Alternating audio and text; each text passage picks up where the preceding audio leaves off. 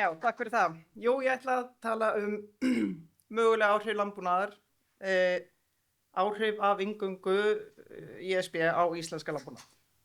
En það er þannig að ég hef verið svo heppin að ég hef starfað í milliþinganefnd á Bændasamtakanna núna nokkra mánaða skeið og hún hefur það hlutverk að greina hugsanleg áhrif aðildar Íslands á íslenska landbúnað og þar höfum við notið aðstoðar ýmissa sérfræðinga sem hefur svona hjálpað mjög mikið til við að skilja og greina hvernig kerfið virkar.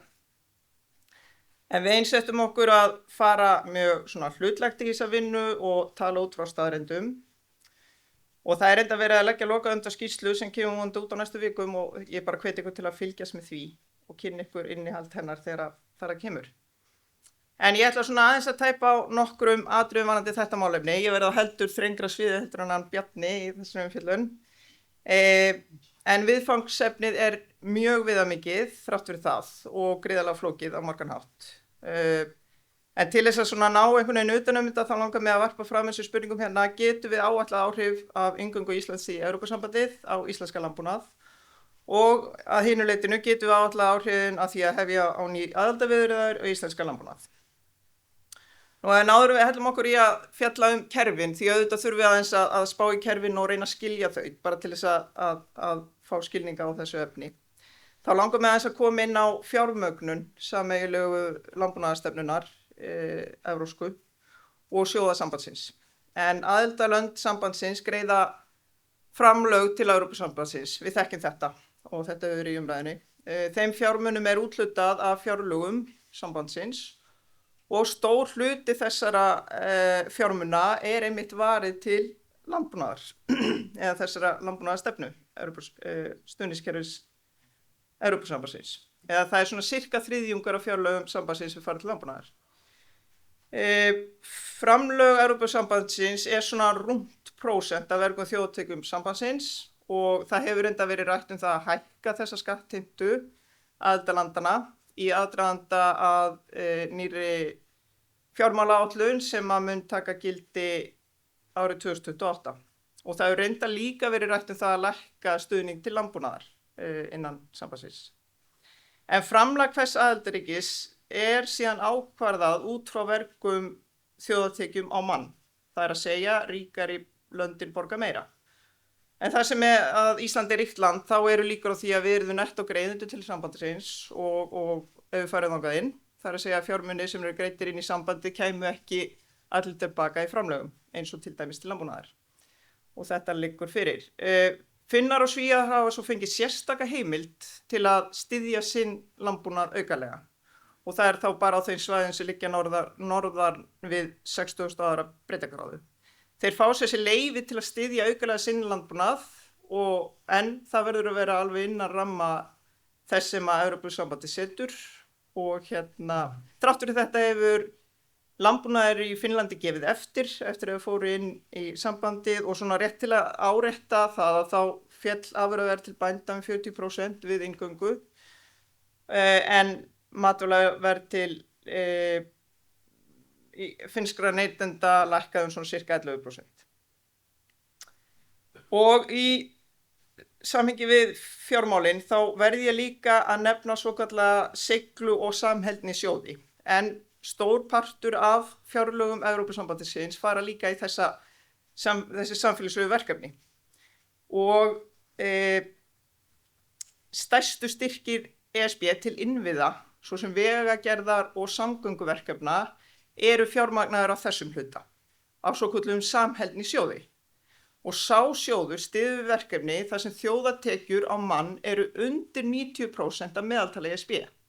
Það er að segja þau svæði sem hafa aðgengi að þessum sjóði þurfa að vera undir meðaltali þjóðartekna innan Evrópusambandsins. Og Ísland liggur vel yfir því marki. Það er því ekki hægt að gera ráð fyrir því að aðild Íslands að sambandinu myndi sjálfkrafa opna aðgengi að styrkjum og samheldnissjóðum til stóra innviðaverkefna á sviði landbúnaðar eða samgangna. En aftur á spurningunum sem voru settar fram hérna áðan, það er að segja áhrifin á landbúnaðinn. Og til þess að svona reyna ná utan þetta þá mikilvægt að horfa á stóru línurnar. Og ég ætla að draga fram 2 stærstu áhrifabreyturnar. Það á landbúnaðinn sem myndu fylgja eingöngu. Það í fyrsta lagi gjörbreytt stuðningskerfi og í öðru lagi niðurfelling markaðsverndar í landbúnaði. En við myndum sem sé undirgangast sameiginlega landbúnaðarstefnu Evrópusambandsins sem þýðir að stefnumótun landbúnað á Íslandi færist til Evrópusambandsins. Við getum gert landsáætlun landbúnaðinn hjá okkur en það alltaf vera innan ramma Evrópusambandsins. Evrópska kerfið í grundvallaratriðu frábrugðið því íslenska. En evrópska kerfið byggir á landgreiðslum, umhverfisstyrkjum og greiðslum vegna sérstakra aðstæðna. Meginstuðningur íslenska kerfisins hins vegar á framleiðslu matvæla. Stuðningnum hérlendis því að mestu leyti beint til þess að halda uppi framleiðslu vilja bænda. Evrópska landbúnaðarkerfið byggir á 2 stoðum. Stoð 1 tekur til markaðsaðgerða og beinstuðnings til bænda og hún á fullu fjármögnuð af Evrópusambandinu, en stoð 2 tekur til byggðastuðnings og umhverfisgreiðslna. Og það svona aðeins misjafnt hvort hún mikið til greidda af Evrópusambandinu en það aðeins tilbrigði á því hvort að aðildarlöndin standa að því líka. En það allt of langt mál að fara út í einhverja frekari útskýringu á fyrirkomulaginu. En mér langar samt að nefna hluta af stuðningskerfinu sem stuðningur við harðbýl svæði þar sem markmiðið að viðhalda landbúnaðarfæðuöryggi við erfiðar aðstæður. Og þrátt fyrir þennan harðbýlisstuðning sem vissulega til staðar, þá hefur umfang þess land sem nýtt til landbúnaðar dregist saman á norðlægum slóðum innan sambandsins á undanförnum árum. Það að segja landbúnaður norðarlega að gefa eftir. Og Ísland reyndar mun harðbýlla og liggur norðar en flest þessara svæða sem þar ræðir. Nú, innan Evrópusambandsins þarf hver og einn bóndi að sækja árlega þann stuðning sem í boði. Og þetta fyrirkomulag kallar á umfangsmikla stjórnsýslu og þetta ólíkt íslenska kerfinu, en hér gildir svona almennt að skilyrðin og rammin til staðar og svo standast menn það eða ekki. Það má því segja að kerfi hérna sé miklu meira sjálfvirkt. Ef Ísland gengi í Evrópusambandið það að koma á fót nýrri stjórnsýslu meðal annars sérstakri greiðslustofnun og það þyrfti að byggja upp umsókna og eftirlitskerfi til að uppfylla kröfur sameiginlegu landbúnaðarstefnunnar.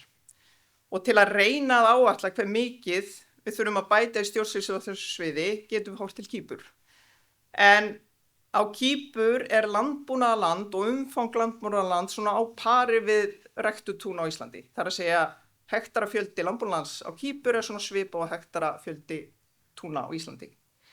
Á Kýpur 130 stöðugildi í greiðslustofnun landbúnaðarins en hérlendis koma svona 5-10 starfsmenn að útgreiðslu styrkja til landbúnaðar í ráðuneytinu. Og mig grunar nú að það liggi í lægri mörkunum stöðugildin. Þannig að þetta snýr að umsýslunni og því að hafa eftirlit og útgreiðslu. Síðan það líka þannig að bændur í Evrópusambandinu hafa margir hverjir útýst þessum verkefnum. Þú veist, kerfið flókið, þú þarft að fylgjast mjög vel með og þeir einfaldlega kaupa þessa vinnu við að sækja stuðning og fylgjast með kerfinu. Þannig að þar bætist auðvitað líka á einhver umslýslukostnaður og sem að bændur bera þá sjálfur kostnað af. En hinn stóri áhrifaþátturinn á íslenska landbúnað væri niðurfelling markaðsverndar. En 90% af tollskráðum landbúnaðarvörum hægt að flytja tollfrjálst inn til landsins. Þannig að ólíkt því sem margir halda, þá flesta landbúnaðarvörur sem fluttar hingað til landsins tollfrjálsar. Sá landbúnaður sem stundar á Íslandi nýtur hins vegar markaðsverndar með tollum og markaðsvernd matvælaframleiðsla á Íslandi gríðarlega mikilvæg en hún tryggir markaðságang fyrir íslenskar mjólkurvörur, kjöt, egg og grænmeti. Afnám markaðsverndar myndi líklega koma einna harðast niður á mjólkurframleiðendum en áhrif á kjöt, egg og grænmeti yrðu líka mjög mikil. Þannig að þessi breyting ein og sér, það að segja afnám markaðsverndar, burtséð frá breytingu á styrkjakerfinu, mynda öllu líkindum minnka verulega umfang matvælaframleiðslu á Íslandi. Þannig að þessi 2 áhrifaþættir, þeir leggjast svolítið að eitt að mínum mati. Stuðningurinn færist fjær því að byggja undir framleiðsluvilja af því að hann er ótengdari framleiðslu og markaðsvöndin hyrfi. Þar að leiðandi yrði torsóttara aðgengi íslenskra afurða að markaði og afleiðingin yrði þá óhjákvæmilega að minna aðgengi neytenda að íslensku mat. En þetta snerist það, þú veist, hvernig við svona getur ráðið það að íslensku landbúnaði reiða af innan kerfisins. Hinn spurningi var, hefur já í ágúst einhver áhrif á íslenska landbúnað? Ef það verður farið í aðildarviðræður mun sú ákvörðun væntanlega hafa verulega kælandi áhrif á fjárfestingu í landbúnaði, einfaldlega af því hún býr strax til mjög mikla óvissu gagnvart framtíðarhorfur landbúnaðar hérlendis. Verði kosið með nei í ágúst yrði þessari óvissu eytt. Verði hins vegar kosið með jáinu og farið í aðildarviðræður mun sú ákvörðun ein og sér skapa mikla óvissu fyrir landbúnaði hérlendis og væntanlega hamla fjárfestingu í landbúnaði. En fjárbinding í landbúnaði er mikil og fjárfestingar eru og hafa alltaf verið mikilvægar til að efla framleiðni og fjárfestingar eru algjör forsenda fyrir framþróun greinarinnar. Það er því ekki hægt að kíkja í pakkan án þess að það hafi raunveruleg áhrif á ákvarðanir fólks í landbúnaði og fyrirtækja. Áhrifin yrðu að sjálfsögðu skaðlegri ef að viðræðurnar dragast á langinn og svo framvegis. Ísland hefur það auðvitað ekki í hendi sér hvað viðræður taka langan tíma. En síðan að lokum þá langar mig að ávarpa hvort að raunhæft sé að fara í þetta ferli án þess að kalla á breytingar á stjórnsýslunni og lagabreytingar á meðan á aðildarviðræðum stendur og þetta hefur auðvitað verið deilt. Og ég ætla ekki að fara að vera einhver dómar í því, en það liggur fyrir að til að framkvæma sameiginlega stefnu Evrópusambandsins í landbúnaðarmálum þá eru miklar breytingar á stjórnsýslunni nauðsynlegar og óhjákvæmilegar. Við erum langt frá því tilbúin að taka þessa stefnu upp. Og það að undirbyggja þá innleiðingu kallar væntanlega á lagabreytingar og breytt stofnanaumhverfi, eins og fyrir var komið að. Og ég ætla svo sem ekki að fullyrða þetta, en við getum velt í fyrir okkur hvort það sé líklegt að svo viðamiklar breytingar sem eru eðli sínu vantanlega tímafrekar þurfi ekki undirbyggja að hefja á meðan á þessu ferli stendur. En ég ætla ekki að hafa þetta lengra. Það eru mörg mikilvæg atriði sem ég hef ekki tæft á. Ég hef til dæmis ekki einu sinni nefnt banni við innflutningi á lifandi dýrum sem er þó gríðarlega mikilvægt fyrir íslenska landbúnað. En ég bara þakka fyrir.